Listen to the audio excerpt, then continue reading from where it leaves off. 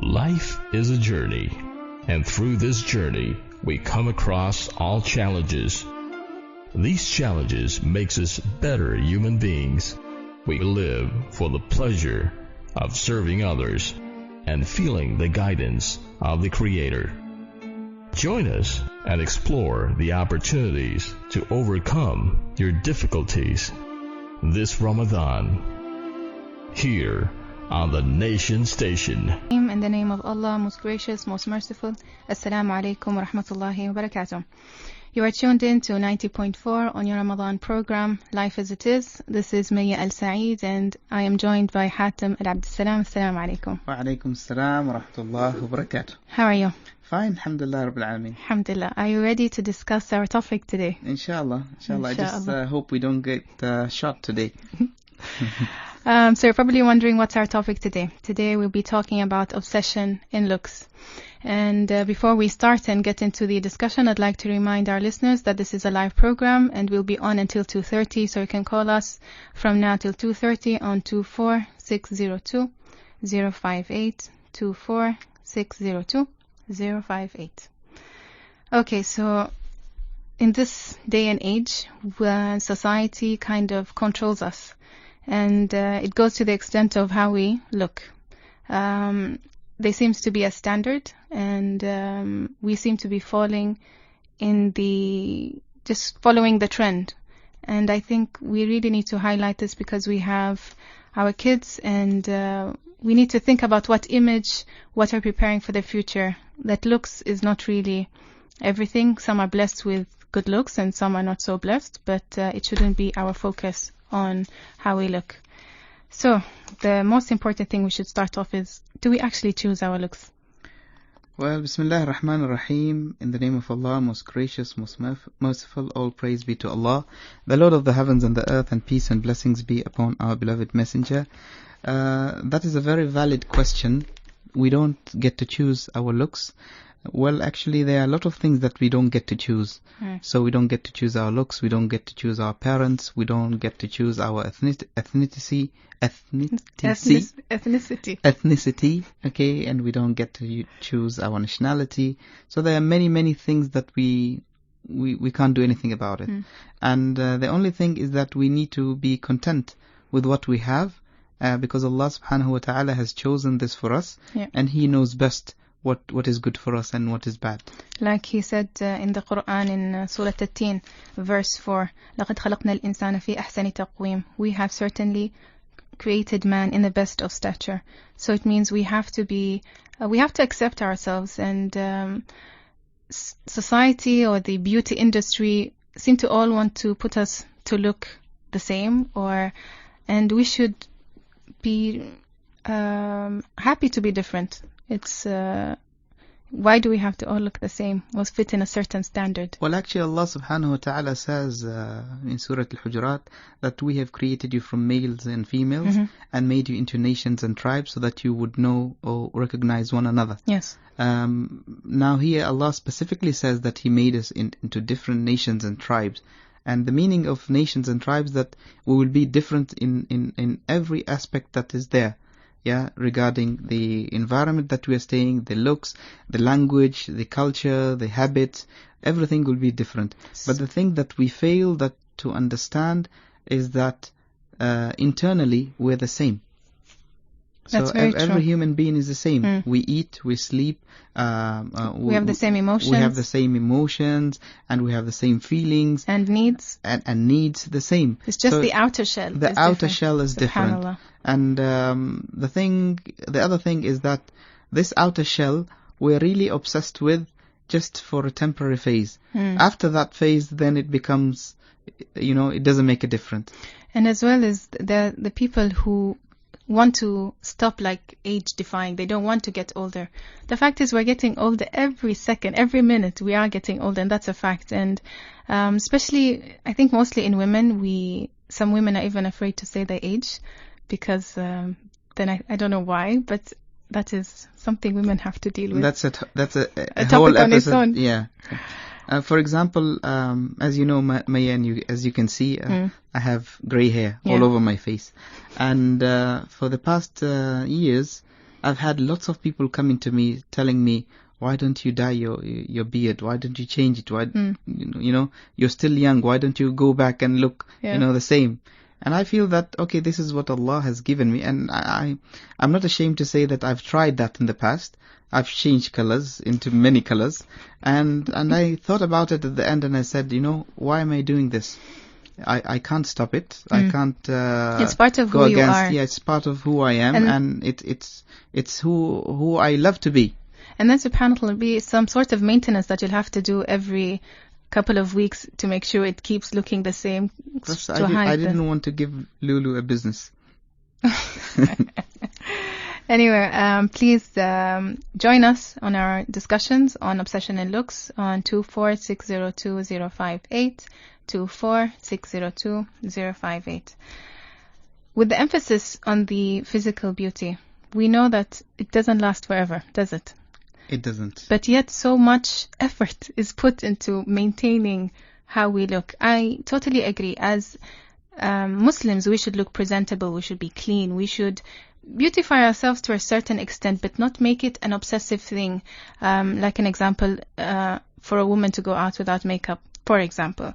It'll be very rare in this day and age to go out and see a woman without makeup, because it's such a thing to have to look a certain way, and should somebody see me without makeup, and it's a whole dilemma.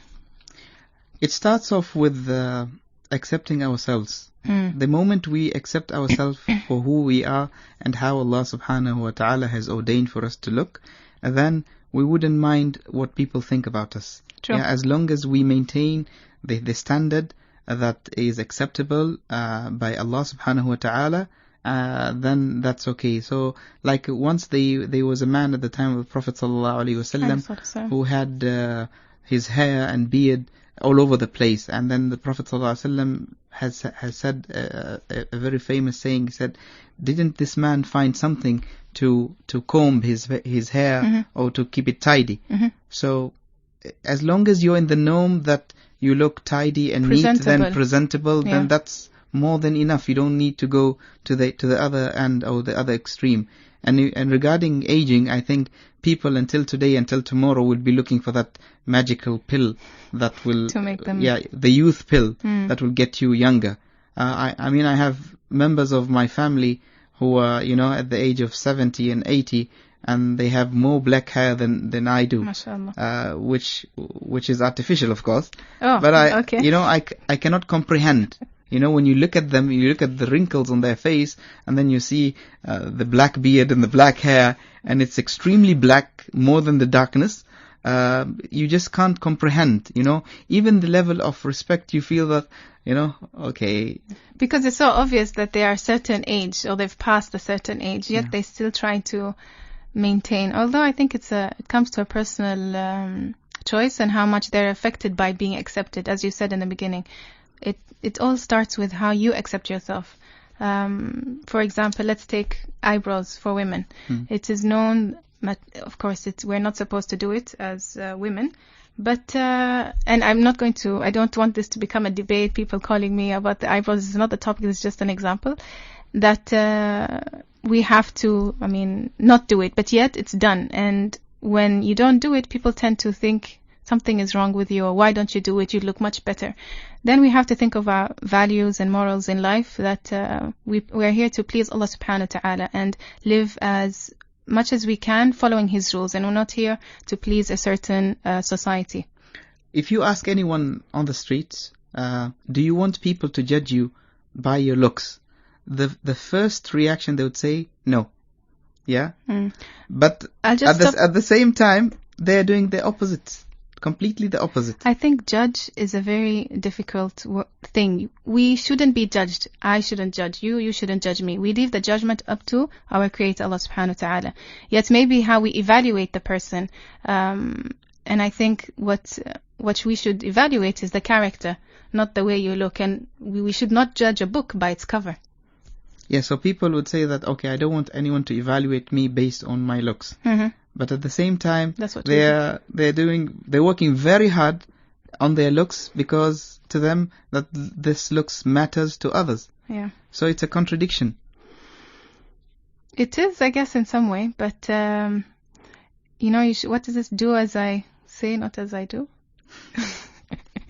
I want to remind callers that we are, this is the program Life as It Is, and you are listening to Maya Al-Saeed and Hatem Al-Abd Salam. We're discussing obsession in looks. We would like for you to call us and tell us what you think about the topics we're discussing.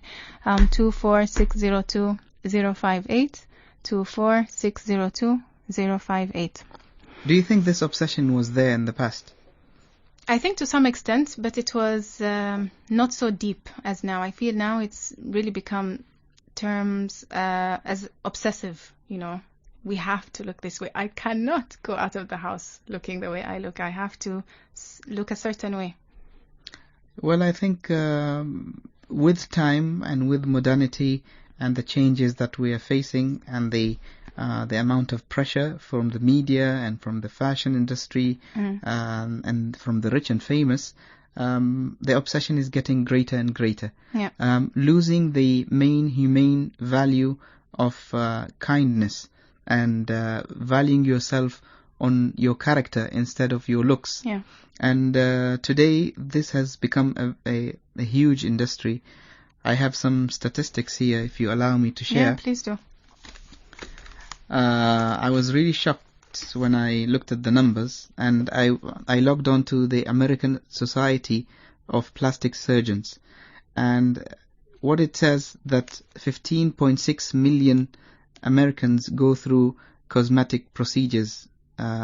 They went through cosmetic procedures in 2014. Hatem, I'll interrupt you. We have a call. Assalamu alaikum. Yes, hello. Assalamu alaikum. Wa alaikum salam. How are you, brother? I'm fine. How are you? Alhamdulillah. Can you please introduce yourself? How is your guest today? I'm fine. Hoping you from the hot. It's very hot outside. It's very hot. Yeah. Indeed it is. Can you please, you've been listening into our show? Yes, I have heard about you're talking about your topic, and I'm talking about the society, the Omani society. Yes, what's wrong with the Omani society? Tell us. They actually judge you from your look. Okay, in what way? When you wear something better than others, they respect you. They feel that you are somehow educated, yes. And somehow rich. Yes. You are very right. And inshallah we will cover this point, inshallah. Okay, thank you. Thank you very much. Thank you for your call. Okay, before we address our caller's issue, you were going to go through the statistics. Yes, I was going through the statistics, and they say that 15.6 million cosmetic procedures were done in 2014, and 5.8 million reconstruction procedures. So the difference between the two is the reconstructive procedures are the medical ones that are necessities. Yeah. So for people who have not considered for cosmetic purposes. Yes. So you can see the number is triple. It's a huge difference between the two. And then we have another statistics about country-wise. The world rate of the highest country in terms of plastic surgery. First is South Korea, and this is based on the number of people per 10,000. The population of 10,000. How many people go through plastic surgery within the 10,000 people? So South Korea is 74, which is the highest.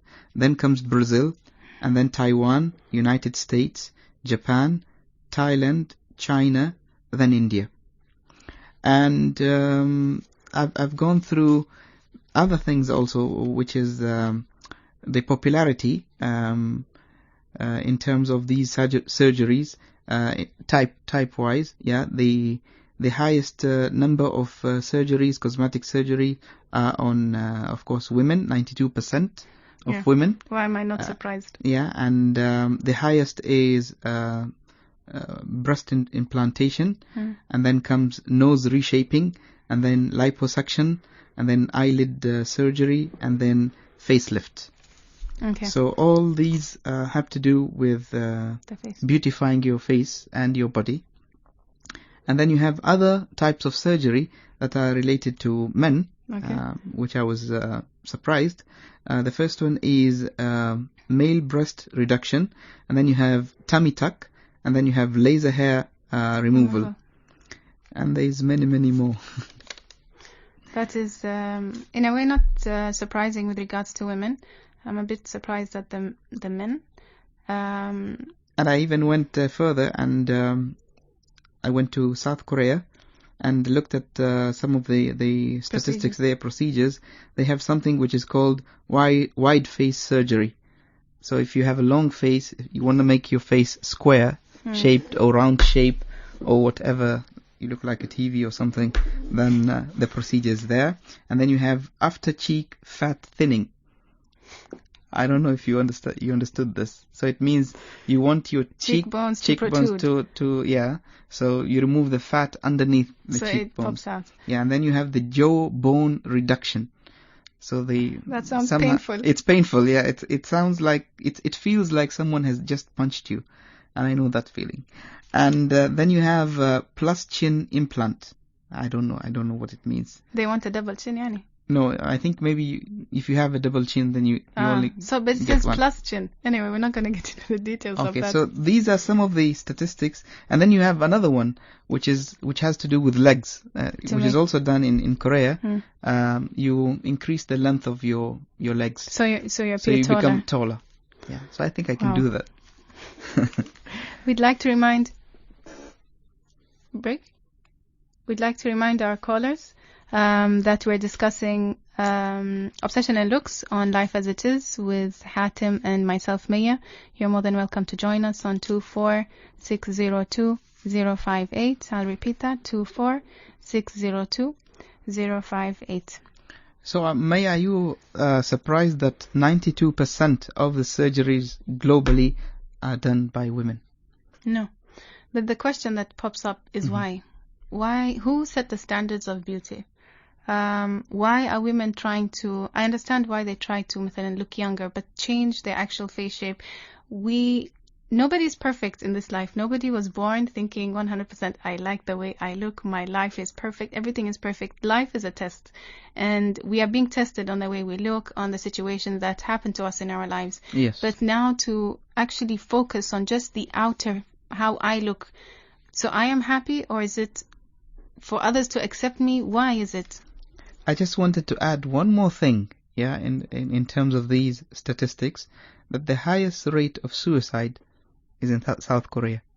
South Korea? Yeah. They have the highest rate of plastic surgery procedures, and they also have the highest rate of suicide. So how are you linking the two?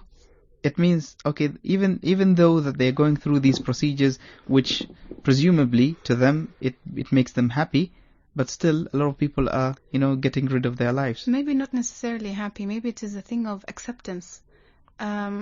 Maybe to them, to have a narrow face or long face is not considered beauty. Some countries have a specific value or specifications for being beautiful. So maybe but at the end of the day, no matter what you do, the end result you're looking for is happiness. Every one of us on earth is seeking that happiness. So if your happiness is in being accepted by the society, and the society is me, you, our families, our neighbors, our colleagues at work, this is the society. It means all of us, yeah? And then at the end of the day, we don't reach that happiness, and then we commit suicide as well. So we have not achieved anything. We have caused damage to to our bodies, and at the same time, we have not reached our goal. I agree that maybe a certain percentage of those committing suicide is related to beauty, but I don't think the majority of the percentage, in my humble opinion. I don't know, but this is what the statistics say. And here there are two sides of the coin when it comes to changing your looks. There's, I wouldn't say the good side and the bad side, but one is better than the other. Okay, these people are beautifying themselves, in such a way they want to look better. But there is the other extreme, the people who have tattoos, piercing, and they want the new trend, they want their ears look like, I don't know what you call them, like bats, or... They reshape their ears. They reshape their ears like... You have that character on Star Wars. I don't watch Star Wars. We have a call. Salam alaikum. Salam alaikum. Hello? Hello? Hello. Salam alaikum. Alaikum salam. How are you? Fine, thank you. Welcome to the program. Introduce yourself, please. My name is Ala. I'm actually from Bahrain. Oh. Yeah, I'm an electrical engineer here. And I was listening to the show, and I have some few points which I would like to add that you may be finding a little bit useful. Okay, please do. Go ahead. So, first of all, I'd like to say hi to our guest today. What's his name? His name is Hatim. He's actually supposed to host the show, but I'm the guest. His name is Hatim. Okay. No problem. Mr. Hatim, what is Mr. Hatim is trying to say is that the suicide, the number of suicides, or let's say number of suicide attempts is somehow in proportion with the number of plastic surgeries that are going on in South Korea. Mm-hmm.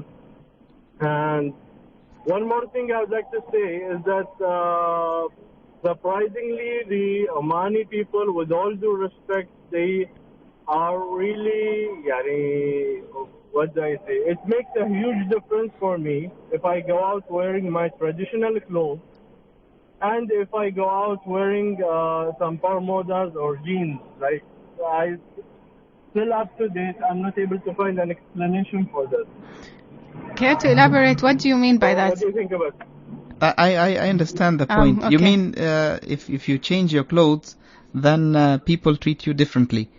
Yeah. So if you're wearing your traditional clothes, this is not only for local. I'd like to add that it is also for expats who are working here or serving here or like whatever their job is. Yes. Either I'm going to a mall or I'm meeting with a client or I'm meeting an engineer or anything. Yes. It makes a huge difference. Yes. So meaning that you get treated better when you wear expatriate clothes or when you wear your traditional clothes? It is actually better with my traditional clothes. Okay. But unfortunately for me, we don't even wear them in Bahrain. It is not, the situation is not like that there. Inshallah, we will address this point, brother. Inshallah. Thank you so much for your call, Ala. Thank you very much. Thank you. Thank you.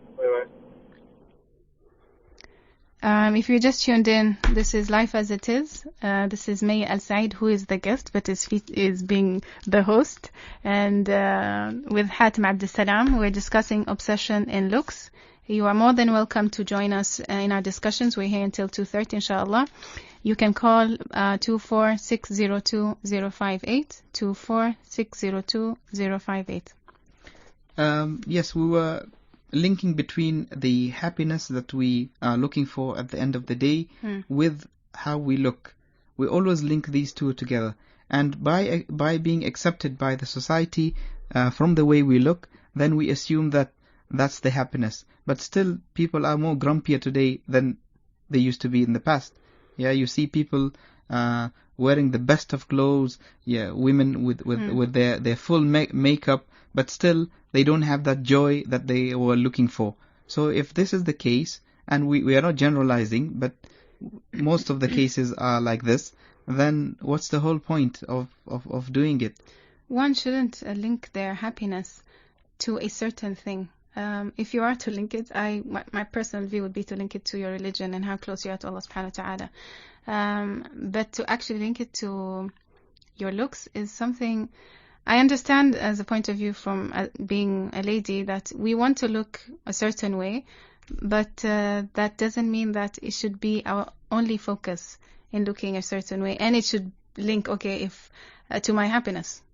I think we really need to search deep down and really find out what makes us happy and not connect it to our looks, because it could go any day if, subhanAllah, we are in a really bad accident and our face is really badly damaged, does that mean we're not accepted anymore in the society? Does it mean I will no longer find happiness because I no longer look the way I used to? The sad part is that this is what is happening normally. People don't think about, what if today Allah takes away this beauty or looks that I have? Yeah. And the second thing is that Allah subhanahu wa ta'ala has prescribed in the Quran that He made us in the best form. Yes. So when we try and play the role of God by changing what Allah subhanahu wa ta'ala has created, if it's not for illness or diseases or disorder, then we are playing that role that, as if just to elaborate more on this point, I've watched an interview on the TV between, I think she was a singer, and the man was interviewing her, and he was asking her about the number of plastic surgery that she had, and he asked her, why did you go through a lot of plastic surgeries? And the response that she gave was very arrogant, which made the man very upset. And I'll tell you what he did next. She said that, what can I do if Allah did not do a good job? Subhanallah. Wow. That's her response. And this man, having this strong faith in his heart, could not comprehend this sentence from her, and without feeling, he just took the glass of water in front of him and threw it on her face. Yeah, and the interview was over. I can imagine. So you feel that today there are people who are so arrogant, who are challenging Allah subhanahu wa ta'ala, although they are inferior, they are no way closer to the powers of Allah subhanahu wa ta'ala. And if it wasn't for Allah in the first place, you wouldn't be here. You wouldn't have what you have. Yeah, so there is no need for you to be arrogant. There is no need for you to think that you can do a better job. And sooner or later you're going to find out that what you have done is a crime. A crime to yourself, a crime towards your faith, a crime towards your Lord, because people fail to understand that this body does not belong to us. We'll take a break and come back to that point. Lulu BMW Dream Drive. This season, luxury awaits you at Lulu. Shop and win 6 BMW X5 35i and other fabulous prizes. With every purchase of 10 Riyals, get a chance to win up to 6 BMW X5 35i and 30 Icon products like 48-inch LED TVs, top-load automatic washing machines, air coolers, halogen air fryers, tablets and lots more. Shop at Lulu today and stand to drive home your dream. Promotion valid till 5th August 2015. Lulu, where the world comes to shop. When I'm planning a business, I need an experienced advisor. When I'm expanding operations, I require integrated solutions. When I'm faced with challenges, I need someone I can rely on. At Bank Soha, our journey towards service excellence begins with you. We are committed to a customer-focused approach for realizing the challenges of small and medium businesses, marking your journey with remarkable milestones. Make a difference to your banking experience with Bank Soha. Call 24730000 today.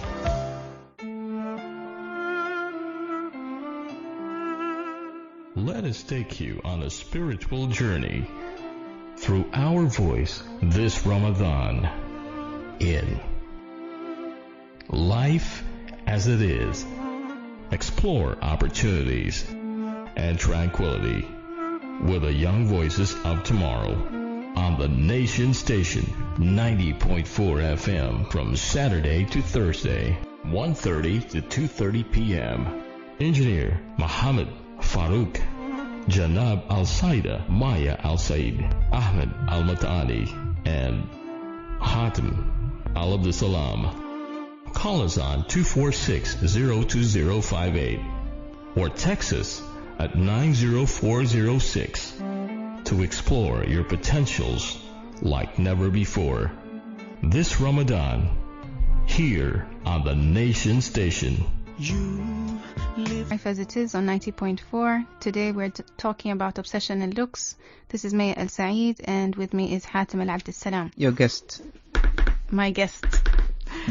Before the break, we were discussing plastic surgery and how humans try to play the role of God and change the way they look to please themselves and society. And Hatim, you had some points you wanted to elaborate on. Yes, I just wanted to elaborate on the body that we have. This temporary body that we have, one day we're going to give it back to Allah subhanahu wa ta'ala, because He chose this body for us and He gave it to us, and He has entrusted us on this body. So we have to take care of this body, because if I entrust you in anything, when I want it back, I want it the same way, the way I entrusted you. So you don't have the right, whether religiously or ethically or morally or culturally, to destroy this body in any form and to modify or add or subtract or whatever you do to the body. Then this is not this is not your possession to do. If it's your own private property, then do whatever you want with it and nobody is going to ask you about it. But it doesn't belong to you. It doesn't belong to you. And today, if you talk to people and you tell them, what's the difference between a live body and a dead body? You say this one has a soul and this one doesn't have a soul. So the one that doesn't have a soul, where does it go back to? It goes back to the ground. Yes. It goes back to its original state, which is the earth. Yeah. So it doesn't belong to you in the first place. Why should you modify and play around with it? That's a very interesting way. This is something we know and something we go through every day, but we never think of it that way. So thank you for sharing that with us. The other thing is, I want to say with regards to plastic surgery, you might see this nose or something on somebody, and that's how Allah subhanahu wa ta'ala created that person. And I don't know why one would think that's a cute nose and I want that nose. And for example, you go through the plastic surgery and you put, it's you have the nose that you think you want and you don't like it on you. You might like it on the other person, but not necessarily on you. And there's a whole other thing to change. And subhanAllah, I had to clarify, there's a whole lot of things to change if you want that nose to match your face. That means you really want to look like that person. And subhanAllah, there are some people who actually change their face completely to look like a certain celebrity or a Barbie doll. Well, it goes back to the lack of confidence in yourself. Because if you're really confident and you love yourself and you love who you are, you will not walk under the shadow of someone else. Yeah, you wouldn't want to be someone else. I love the way I am. I love the way Allah has created me, and I don't want a replicant of me. I don't want even a twin brother. Even the identical twins, there are some subhanAllah differences. Some things which they are different. So why would I want to go and look like someone else? Because in their eyes, they're pretty. And before we continue, I forgot that to remind our callers to call us on 24602-058. The number again is 24602-058. So the reason why somebody would like to look like somebody, maybe in their eyes, that is beauty. So they want to feel beautiful, yet means they want to look like that person. But the thing is that it doesn't work out. It doesn't work out, because the moment someone looks at you, he knows that there's something wrong in the face. Yeah, either you're smiling continuously, or your eyebrows don't go down, or you have this. You make a joke out of yourself. Yeah. We have a call. Assalamu alaikum. Hello. Assalamu alaikum. Hello. Assalamu alaikum. Hi, my name is Dr. Frank. Hello. Dr. Frank, how are you? Fine, how are you? Fine, it's nice to hear from you. I would like to just make a comment to your program. Yes, go ahead. I found it very interesting, and I'm a pediatrician. I've been here for 25 years. MashaAllah. And what I would like to say that I believe that the bottom line of all this plastic surgery, etc., is compensation. Compensation for lack of confidence, insecurity, some deficiencies perhaps on a personal level. And I believe the reason for that is very simple, because it's maybe not cheap, but it's quick. Can you give us an example, Dr. Frank, for a compensation of what? Of insecurity, for example, or lack of confidence. So, for example, if you change your nose or your lips... no, it's a compensation for... let's put it this way. Everybody wants to be admired. Everybody wants to be valued. Yes. And if the person doesn't have any confidence, he doesn't know how to present himself or herself, he would look or she would look for other options and for compensations. And compensations, for example, fixing your nose. But the thing, Dr. Frank, will you be content at the end after doing that? No, that nose? Exactly. That's what I was going to say. That all these things are very short-lived. Yeah. So it's a temporary phase only. It's a very temporary phase, and it's basically useless. Let's put it this way. And one should try and find self-esteem in other things other than their looks, like get better skills, like exceed in a sport, or something else other than that. Not only that, but for example, to exceed in knowledge of some subject. Yes. And people always respect you when you have knowledge. Takes some effort, some time. Yes. So what the people do, they will say, okay, well, I tried to fix up my nose and maybe I would appreciate it more. As you said, it's a quick fix, and when you do knowledge, it's a long-term thing that will take time until people actually see the results. It's something that they say, okay, I will have it done. It doesn't take very long. Okay, it costs some money, but doesn't matter. What about pain, doctor? It's painful. It's simple, right? That's it. Painful, I meant. Pain is associated. What is required is somehow education, inspiring people, and trying to tell them to listen. Fixing your nose will not. That's what our show is about. We hope that we can change the mindset, inshallah. Thank you very much, Dr. Frank. Anyway, listen, I wish you all the best. Thank you very much, Dr. Frank. Thank you. Well said, Dr. Frank. We are always in a rush to get results. We're always in a rush to compensate. So, as Dr. Frank said, that you can equip yourself with knowledge and skills that will develop yourself, and these will last forever. Exactly. It's not a temporary thing. One of the things that I really don't understand about plastic surgery, especially the cosmetic one, is that the most valuable thing that I have is this body. Yeah, not the house that I have, not the land, not anything else. If I fall sick, for example, no matter how wealthy I am, I'm willing to pay all that money to take the pain away. Yeah, and repair what is inside me. So today, if I have this valuable body, would I allow a total stranger to tamper with this body, and make errors and make mistakes and take shortcuts? And today we see a lot of medical mistakes that are happening in cosmetic surgery, and some of the people lose their life. Yeah, some of them become they need to amputate one part of their body. Some of them I don't know how you say it in English, mushawahin. Disfigured, yeah. So maybe they looked better before the plastic surgery, but after the plastic surgery, because of the lack of experience of the surgeon or any sort of mistakes, then something goes wrong. Subhanallah. What would you do then? You would regret for doing it in the first place? Would you really think, is it worth it? When you reach that point, after having gone through all that, you didn't get the results you need, the pain, the cost, was it worth it? And the thing, it's a constant thing. So, for example, if you do a facelift, okay, after 5 years, okay, your face is down again. You need another facelift. So, as well give that money to charity instead of doing a facelift, because it's a continuous cycle. Okay, your face will look younger, but your feet will be, shaking and wrinkled. So, why go through all that hassle? Plus, you're not going to get married at the age of 90 so that you want to look, younger. So I just don't get it. I can't stop laughing. Anyway, we've talked a lot about plastic surgery, but it's not only about the face, it's also about the way we dress. Yes, and that's what some of the callers have said. Yes, the first one, I think, he called. Just to remind you, you are welcome to join us on our discussion about obsession in looks by calling 24602-058, 24602-058. So in the world of fashion, it's constantly changing, and we are constantly trying to be fashionable.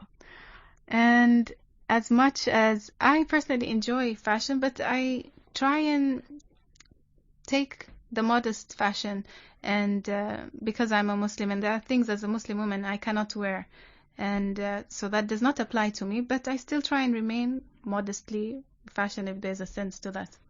What are your thoughts on this? I don't call it fashion, I call it rat race. Because it is a rat race. Because people are minting money out of this, and they make us look like joke. Because today, if you look at the fashion industry, some of the things that are presented, they don't appear to the human mind. Yeah, you would imagine how this designer became rich and famous by doing such a design. But Hatem, when we come talk about fashion designers, it's more about creativity. He sees something that you don't see. It might not look something that you can wear, but he's unleashing his creativity. I would understand Maya to be creative in architecture, in art, in doing paintings, in photography, in things. But that, like, for example, if you're wearing a nest on your head, or you're wearing a cloth or a dress made out of pure flesh, like cow meat or something. Ooh. Do you call this fashion? Do you call this creativity? Or do you call this madness? While people are starving, not getting anything to eat, others are using the food to decorate their dress, their gown. And we have a caller. Assalamu alaikum. Hello. Hello, assalamu alaikum. Hi. Hi, would you mind reducing your radio, please? Yes. All right, thank you for joining our show. Please introduce yourself. Yeah, my name is Subish.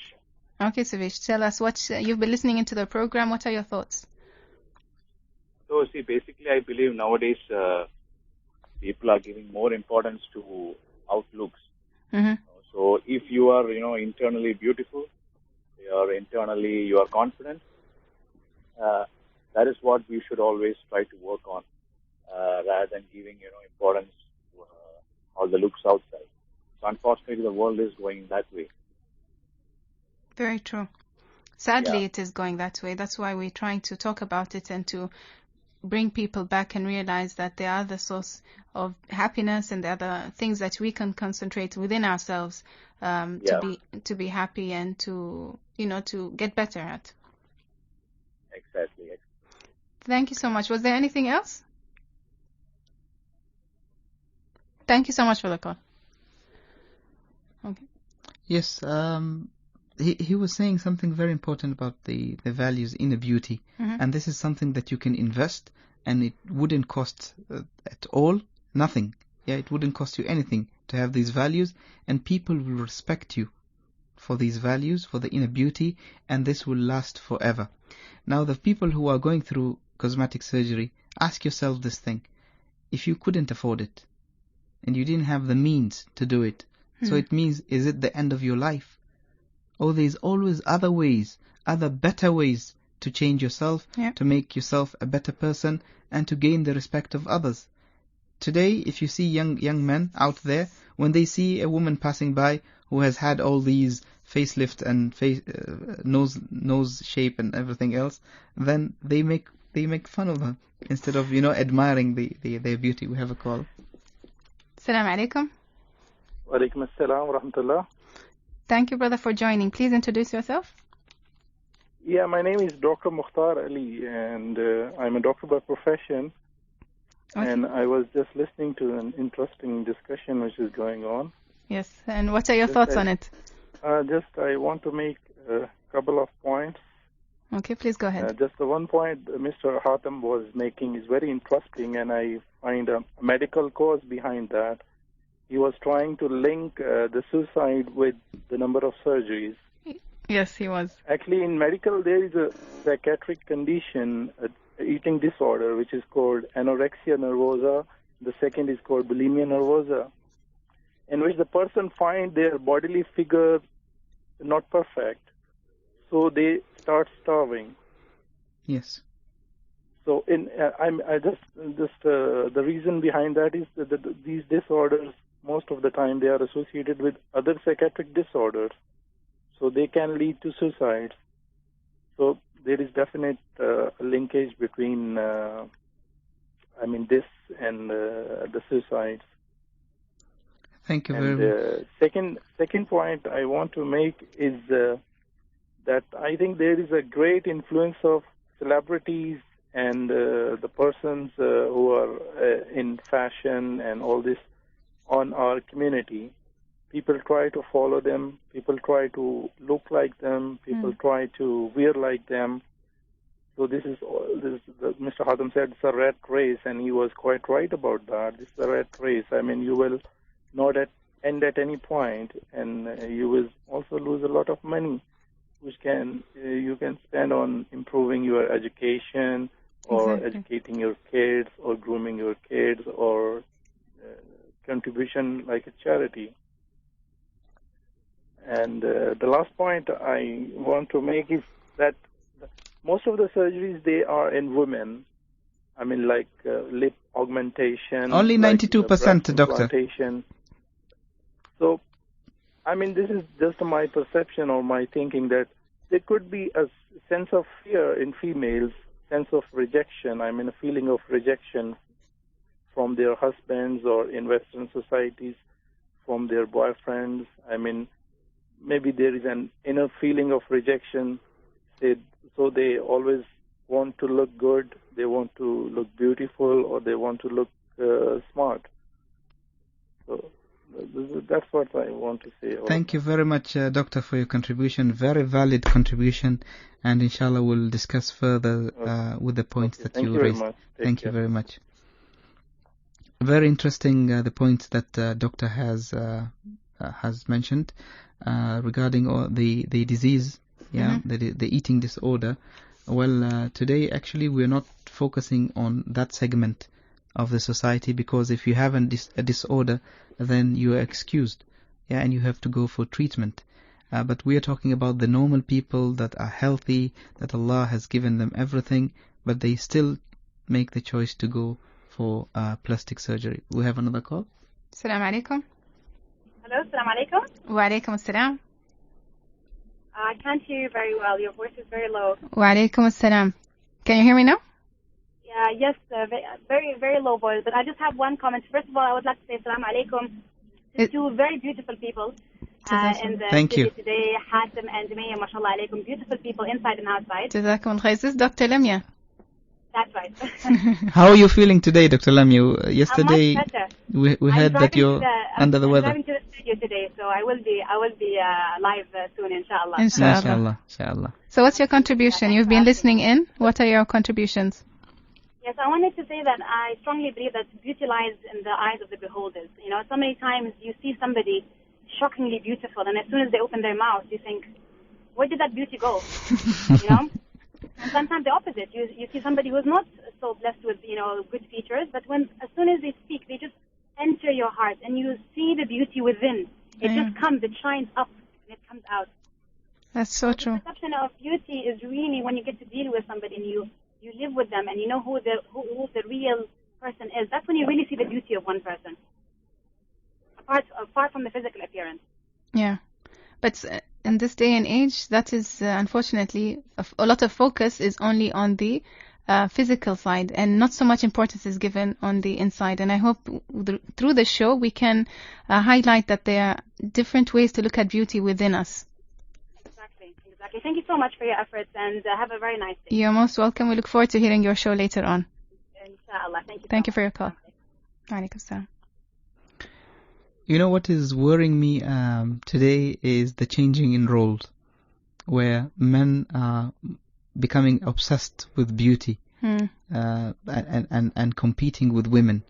Nowadays you find young men, they blow dry their hair, they remove their eyebrows, they shape their eyebrows, and they spend hours in front of the mirror, sometimes longer than the women, and some of them use special creams for their Why is that, do you think, Hatem? I think it's just I think it's a mixture of values. You know, when you're lost and you no longer know who you are, your identity, what you represent, and you don't have those the basic values, in whether it is in your religion or whether it is in your culture, then you lose track. We had a show about mind invasion, the amount of information and images and news and pictures and feeded, movies and songs, the amount of things that we see every single day, it creates this confusion into our mind. And unless we have very solid, strong, fundamental understanding and a base of values, then we will be affected by everything which is going on. Today, I wouldn't see myself being, for example, comparing to my wife, spending hours in front of the mirror, trying to beautify myself, the sense of, I'm a man, and I'm not built for this. Sorry to interrupt you, but I think that because we're much older, so we didn't have that much exposure to society, the internet, back in those days, we didn't have that, so we were not influenced. I'm not talking about our generation, Maya. I'm talking about this generation. Today you have the two teams. Yeah, but you're referring to yourself now, saying that I wouldn't. I was just giving an example, I know, but I'm saying that today even you have young people from this generation who are stable. They are not affected by these things. They are as they are. So why are these affected and why are these not affected while they are facing the same thing? To help us answer that question, join us by calling 24602-058. I repeat the number, 24602-058. I'll just go back a bit to the point where you referred to yourself. And I know you're talking about this generation, but also within our this generation, but is it... God, sorry, I'm hungry today. Today is my turn to say I'm hungry. Meaning that even in our society, they are this generation and from our time. Yes. Some are affected, some are not affected. Yes. So it applies to both. And I do agree with you that it all falls into the values and the way that we were brought up and how much we get exposed to the social media or internet. I've mentioned this many times on the show, that many times I go to the mall and I just sit and wonder whether this person in front of me is a guy or is a girl. And this is a very confused feeling that you would have. Not only that, there's that, and then sometimes is person Omani or not? I don't know if you get that, because there are some Omani, it applies to both genders, male and female. I don't know if they're Omani or they're not Omani. From the way they dress, maybe we'll refer to the point that Ala said that they're dressed in a certain way, you cannot tell their identity. They could fall in whatever identity. Only until you speak to them. For example, if you start speaking to them in English, they get offended and then they reply to you in Arabic. It's like, why do you speak to me in English? Well, how can I know? By the way you dress. By the way you dress, yes. I remember I heard a story of a woman who used to wear, she's an Omani, she used to wear Western clothes, and then she went to this fancy Italian restaurant here in Muscat, and then when the meal was brought, the waiter was from an Arab nationality, and when she tasted the food, she thought that there's something funny with the food, and she asked the waiter, what's the food tastes very different. Did you add anything to the food? He said, yes, we add wine. He said, why did you add wine? Don't you know that I'm a Muslim? And he humbly said, no. Sorry, I didn't know, because you don't appear to look like a Muslim. And we don't mean to say that you will look like a Muslim the way you dress, but this is what has happened. Yeah, people presume from the looks that they cannot judge, they cannot tell. Yes, we are all we have signs to indicate our ethnicity, our religion, our values. So, and for Brother Ala, who has mentioned this, that people respect you more with the national clothing and this, it differs from one nation to another. Like for Oman is a very preserved country, and they cherish the culture and the tradition. Yeah, now even for Omanis, when they go to governmental areas wearing anything else than dishdasha, they're not allowed to go in, because it's important. Formally. You have to be formal. And today, ask yourself, Ala, if you have a meeting with the president, would you be wearing a jeans and a Bermuda?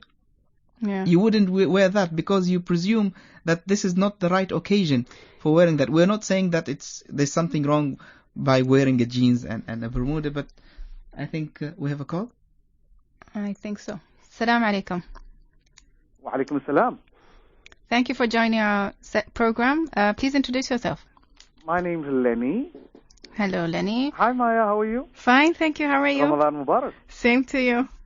And Hatim, Ramadan Mubarak. Ramadan Mubarak to you as well, Lenny. Thank you. Listen, it's a pretty dicey situation that the topic that we are talking about here. Yeah. Now, you see, it all. I think this is just my opinion. I think it all. It's inculcated from when you are born and you're growing with your parents. The amount of confidence that the parents actually, bring into you, yes, and how much they believe in you, and it's the growth, and of course the environment that you've actually gone for your education, and your friends around you, and how much of confidence that they've given to you, and all of these factors actually give you something called self-confidence, which is normal. Yes. The level of self-confidence differs from person to person. Now, the person who has, like, let's just say in a scale of 1 to 10, if you are in a level of, say, 4, then you opt for these, little nose,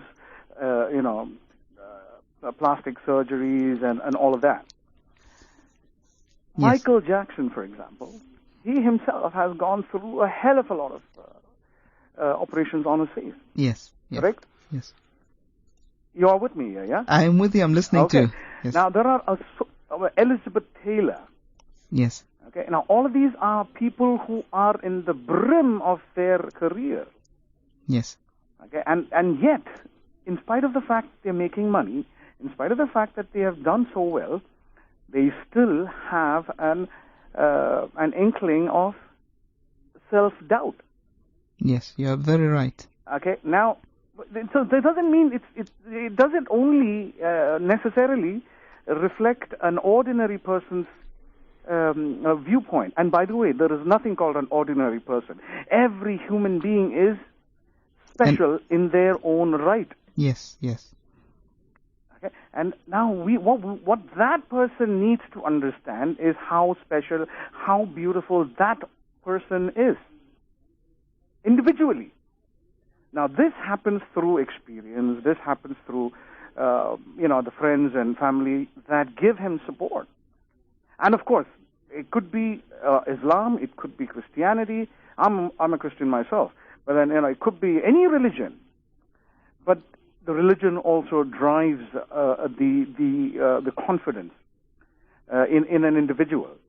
Yes. And so when this happens, now whether it is a lady or whether it is a man, it doesn't make a difference. It is the individual confidence level that you inculcate through the course of your years of growing that actually creates this self-doubt. And when that self-doubt happens in you, you end up doing all these things. Now, like I said, MJ, Michael Jackson, Elizabeth Taylor. I mean, there is a hell of a lot of names that I can pull in. Yeah, Point definitely. Is, why did they do it? They were doing well in life. They had everything in life, but they still did it. They still opted to go for doing this. Yes. So, I mean, it's just not that. It's just the... okay, I'll give you another very good example. There's a gentleman called Nicky Voyage. The one without limbs? Exactly. Yes. Now, you tell me, okay, he also was under, a lot of pressure. He tried to kill himself when he was 10 years old and all of that. But the family protected him, the friends supported him, and the religion, Christianity, that is his faith. Yes. It could be Islam, it could be any religion. Yes. His faith protected him, gave him strength, and he came out of all that. And he believed in himself. He believed in himself. Despite him being different and very different to us all. Absolutely. I mean, imagine eating with your legs or with a little bit of toes that he has. Yes. Imagine writing with the same. Imagine jumping steps, and climbing stairs with only the body. And I would assume he's much happier than millions out there who are having the I happened to see a show in Oprah, and I mean, I think that was the most, moving. And he, by the way, is a motivational speaker. I met him in where was that? He came to Muscat. He yeah. came to Muscat 2 years back. Okay, I have. Well, apparently I didn't meet him here. Now, point is that, these are people that you need to take strength from, learn from. Yes. And, not obsess about yourself. So learn to live with what you have is a good thing. But listen, aside from all this that I've said, Hatem, yes. or Maya, yes. When the day before your marriage, remember the kind of pressure that you were in to look beautiful? Yes, I do. Maya can tell you about that. No, I'm not joking. Seriously, this happens to everybody. Yes. Okay, it is only empirical that you actually think of looking beautiful to show yourself beautiful to your partner, and this is a normal, animal instinct. Why do you think usually the male birds, the male animals are more beautiful automatically? Also, the human males also are more beautiful. Exactly. No, that's something that's created right now. But then, actually, when if you look at peacocks, for example, it is the peacocks that have the plume. Yes. The peahen stones, they're white. Yes. It is the lions that have a mane, not the lionesses. We don't want to make a lot of females upset today. Starting with me. Well, all I'm saying is it's okay. So it works both ways. So it is an individual feeling for one person to think about, yes. and his integrity, his confidence that he or she has to build up, and then move on. So we're a mixture of all of this. Thank you, Lenny. There's nothing to blame one person and say a lady does this more or a man does this more.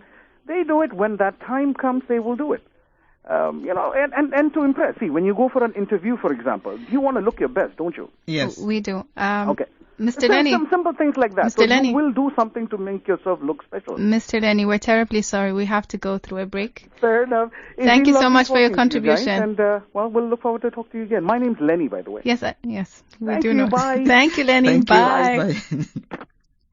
We'll have to go for a break. We'll be back shortly. Fly Emirates to 17 destinations across the Far East and as many as 38 European destinations in our ever-expanding network. Be there for some truly inspiring experiences. To find out more, visit emirates.com/om. Fly Emirates. Hello tomorrow. Want to win a car with all the features you ever wanted? The Geely M Grand 7 with a 1.8-litre automatic engine can be yours. Just WhatsApp your name, location, and say that one thing you like the most about Geely, and you could become the lucky winner to own one. Send us your reply on WhatsApp at 9440 today. Anyone could win a Geely M Grand 7 this Ramadan. Terms and conditions apply. Lulu BMW Dream Drive. This season, luxury awaits you at Lulu. Shop and win 6 BMW X5 35i and other fabulous prizes. With every purchase of 10 Riyals, get a chance to win up to 6 BMW X5 35i and 30 Icon products like 48-inch LED TVs, top-load automatic washing machines, air coolers, halogen air fryers, tablets and lots more. Shop at Lulu today and stand to drive home your dream. Promotion valid till 5th August 2015. Lulu, where the world comes to shop.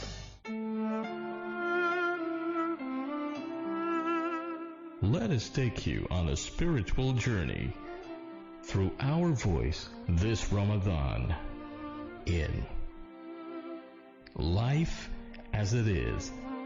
Explore opportunities and tranquility with the young voices of tomorrow on the Nation Station 90.4 FM from Saturday to Thursday, 1:30 to 2:30 p.m. Engineer Muhammad Farouk, Janab Al-Saida, Maya Al-Said, Ahmed Al-Matani, and Hatem Al-Abdussalam. Call us on 246-02058 or text us at 90406 to explore your potentials like never before. This Ramadan, here on the Nation Station. Assalamu alaikum. If you've just joined us, this is Life as It Is, your Ramadan radio program with me, Maya Al-Said and Hatem Al-Abdussalam. Our topic of discussion today is obsession in looks. And we have online Ms. Roma Fernandez. Good afternoon. Good afternoon. Hi, Roma. How are you? I'm good. How are you? Fine, thank you.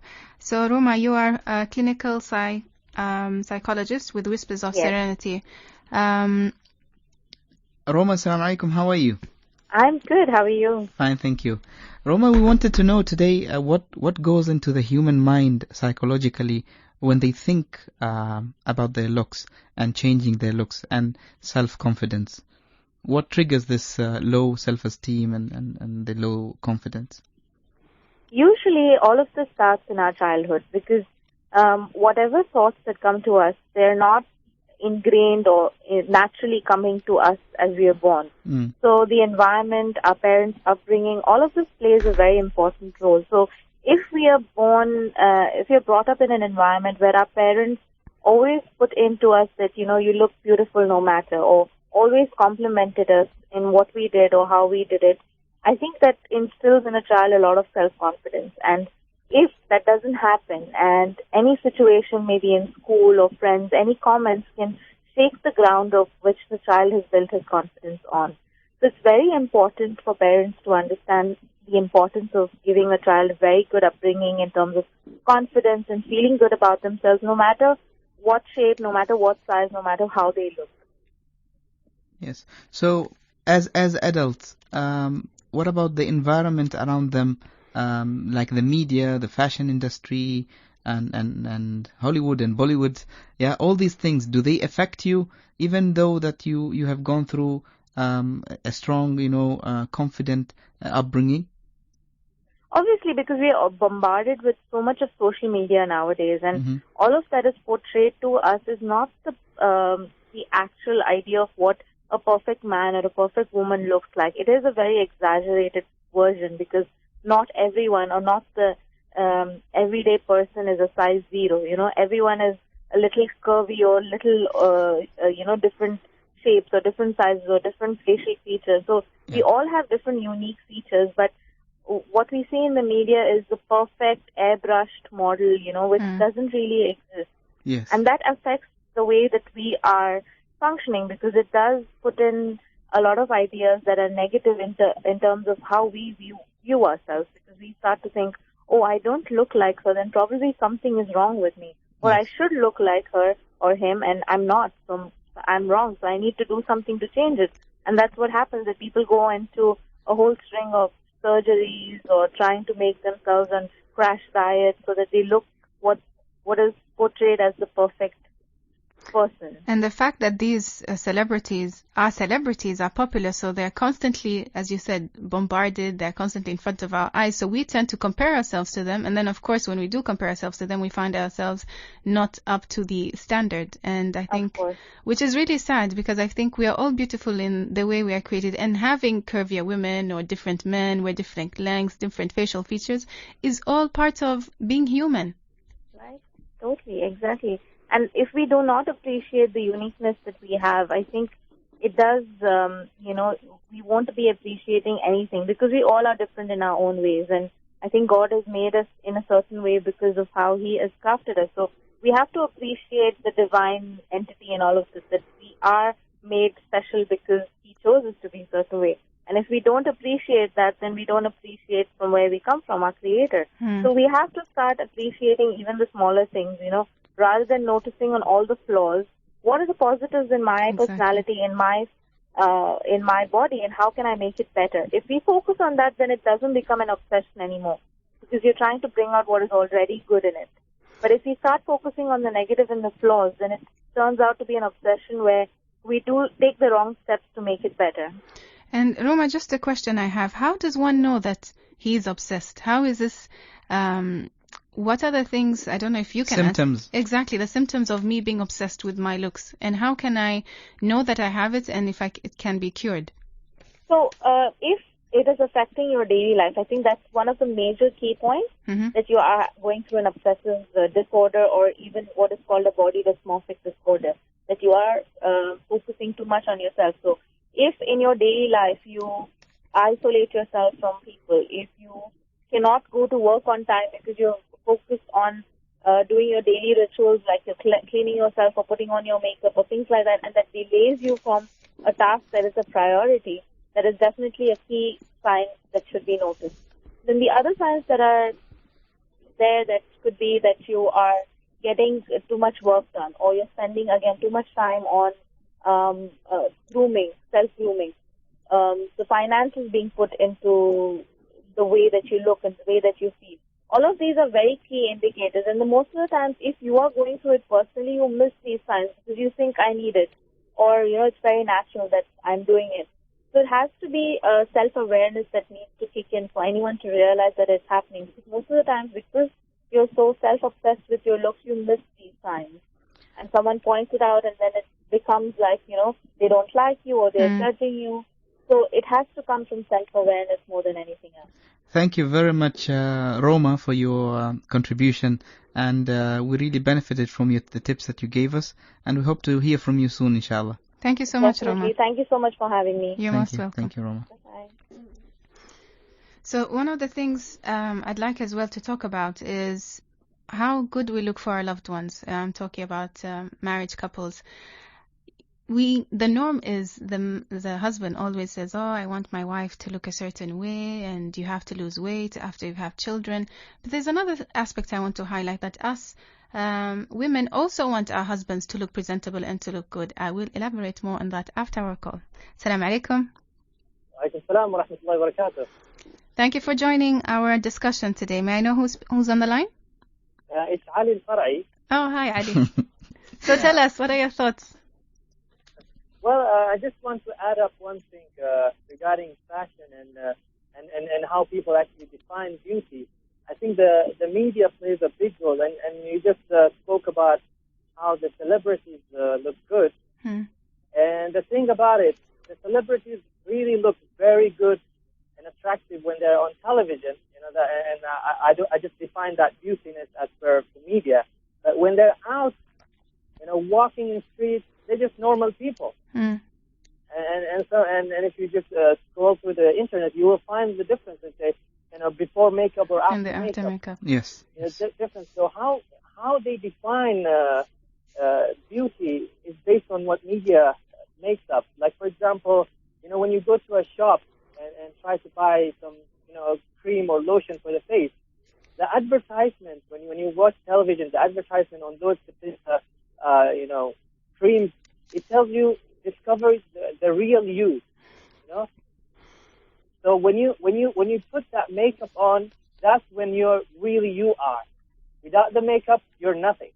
Yeah. So it's like build your personality when you put that cream on. And it's kind of degrading in a way, because we should be content with who we are and the way we look, and we don't need a cream to make us look. We don't need a cream. Yeah. Exactly. So the media plays a big role. Plus, there's the new fashion that just came up, which I've been noticing a lot lately. The guys shave the sides of their head and then just keep the top of it, a lot of hair, and then they actually started growing beards, and that's the fashion right now. And previously, when you grew a beard, people would say, "Oh, look at this, blah blah blah," all those words. Ali, are you indicating to me, Ali? No. But I don't know if you've noticed that, but yes. It actually became a fashion where people grow beards and really big beards. And if you go to some of the shops I've been to, you'd find they're selling T-shirts. They describe different types of beards. I have a long beard. I have a short beard. It's all about beards and how fashionable it became. But it didn't become from the teachings of Islam or anything. It mainly became as a fashion that's going on in the world. Yes. Let's hope women don't get into that fashion. Well, they can? Don't go into that fashion. Thank you very much, Ali. Thank you very Ali, much for your contribution. Thank you. I think it's very, very important to highlight that behind all of this, there is a huge billion-dollar industry. Yeah, the plastic surgery clinics, the cosmetics, the advertising companies, and the fashion industry. So everyone is making lots of money behind this. And if we don't wake up from this big illusion that we are living in, trying to be who we are not, then one day we're going to find out the truth, and it's going to be too late. Yeah, we're going to lose loved ones, we're going to lose our health, we're going to get into something that is so deep. We know a lot of people who lost their lives, a lot of people who are suffering from the decisions that they made. Only 10 minutes left to the show, and we still have some points that I'd really like to discuss. But if you do want to join us in our discussions, please call 24-602-058. I'll repeat that, 24-602-058. So before Ali's call, I was talking about how important for husbands and wives to look good for each other.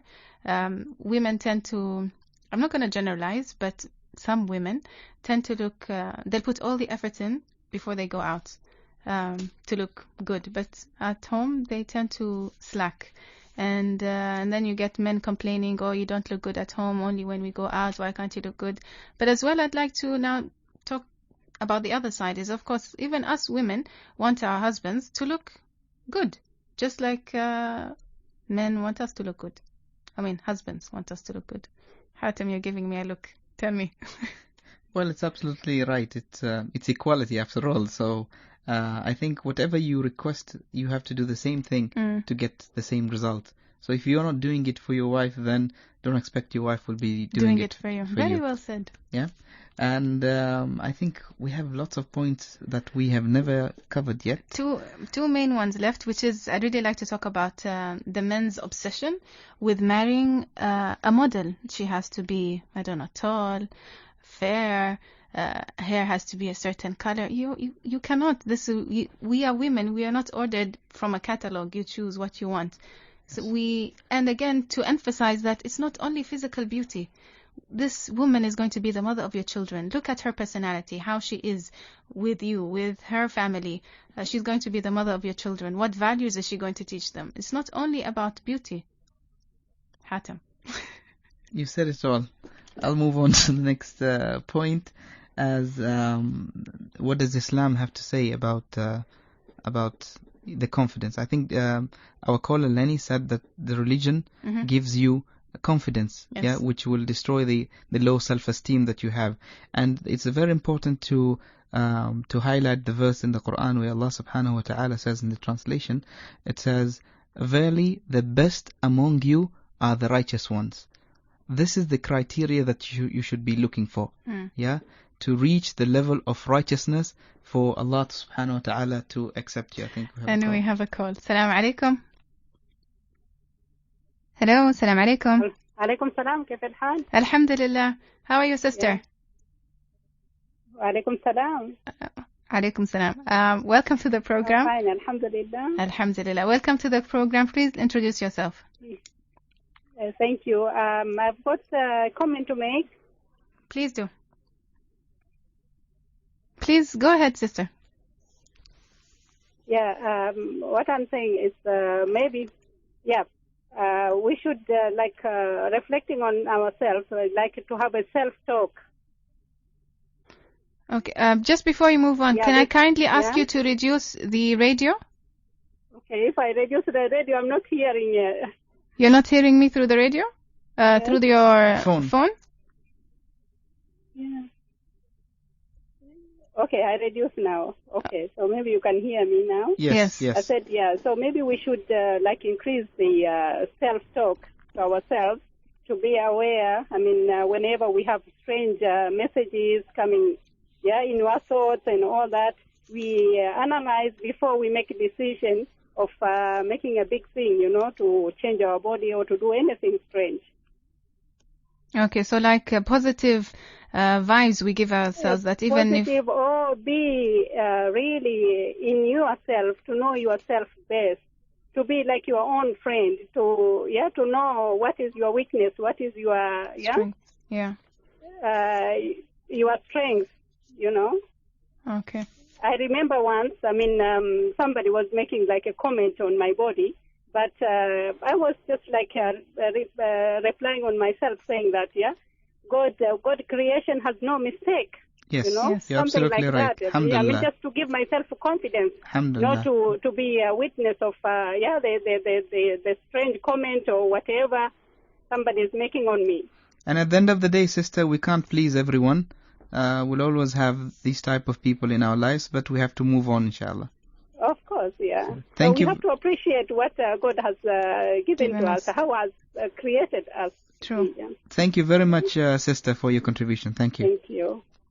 Maybe one of the things that I wanted to mention before we wrap up today's show is the financial burden on your monthly income when it comes to plastic surgery and changing your physical appearance. Even in general, you have statistics to say. Okay. Specifically, the financial burden is huge. Yeah, the amount of money that you have to pay for particular procedure is very expensive. And not only that, you have to think twice and remember what exactly are you putting into your body. Yeah, for the women who are using certain types of makeup, I want them to go on and do a research and find out why is the makeup industry, the factories that are producing these makeups, their main supplier is the abortion clinics. So I want you to find out the relation, how they are making these makeup and what is the content of this makeup. Wow, and I'm sure shocking. When you find out the truth about makeup, you'll never wear makeup again on your face. Okay. Wow, that's shocking. I'd have to research that. Another thing, we've touched upon it slightly, but at the end of the day, we really all look the same.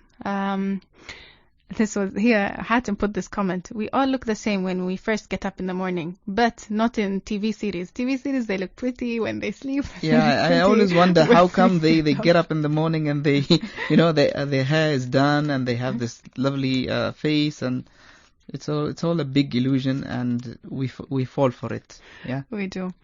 At the end of the day, I think just to highlight the main points of the show is that we have to accept ourselves the way Allah has created us, and we have to look beyond beauty to value ourselves and not let other people evaluate your physical appearance. And to in our kids, we tell them that they're beautiful, as Roma said, but also value their skills and their education and their knowledge. Not only focus on the beauty, especially when it comes to girls. Anything else you'd like to add? I just wanted to add that forget about the race that is going on. The blacks want to become white, the white wants to become tan, the curly hair wants to become straight hair, the straight hair wants to become, the big nose wants the smaller nose wants the big nose, etc. The tall wants to be short, the short wants to be tall. We are beautiful by being different. Yeah. And so... That's it. That's it for today. Thank you so much for tuning in. I want to remind you that we have a Facebook page, Life as It Is, where we upload episodes of upload episodes that, like, such as this one. If somebody has missed it, you can listen to it on our YouTube channel. Tomorrow's topic, let me just quickly have a look here, is Materialism, the Illusion, with engineer Mohammed Farouk. This will be tomorrow at 1 o'clock, inshallah. I'd like to thank you, Hatem, for giving me to host, and to thank our sound engineer, Safiya Al-Habsi. Thank you so much from us. Assalamu alaikum. Assalamu alaikum. Never think of change. Be the change. Thank you for being a part of this amazing journey. Life as it is. Here on the Nation Station.